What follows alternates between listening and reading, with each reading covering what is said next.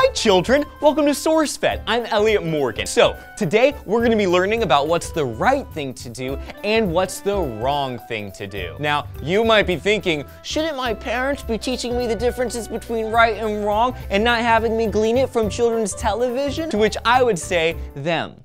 Glean them. So, today we're talking about stealing. That's spelled S-I-N-N-I-G. Does anybody know what stealing means? Yeah, you're right. It's when you take something that's not yours without the permission of the person who owns it. So what happens when we steal? You burn it out. Of course, everybody makes mistakes. But say you get caught up with the wrong crowd. You wake up one day and realize your best friends are doing pot, and that they're Democrats, and that they're Satanists, or they're a combination of all three, as is normally the case. And your little evil Satanist friends say something like, hey Mason, because I'm assuming half of you are named Mason at this point, would you mind heading over to Rome, walking into the church of San Pietro della Ienga, in of course the mountainous Abruzzo region right smack dab in the middle of Italy, and stealing a vial of the late Pope John Paul II's blood? All the cool kids are doing it. And you know better, but you go along with it, because what could possibly be easier than to risk eternal damnation? But you see guys, we've all had the urge to heist some Pope blood. It's perfectly natural. What's important is that you don't, because if you give in to the urges of blood eradication, you know what happens? Hard to say really, it's kind of a gray area. And well, now you Billy Bob Thornton the Pope's blood and stole a crucifix, but you left a bunch of other stuff behind, probably because you were hired for satanic rites, and the Italian police are using sniffer dogs to try and find you. You know why? Because there are only 3 relics with Pope John Paul II's blood. Pope John Paul II, the guy who's gonna become a saint in April? Yeah, that Pope John II.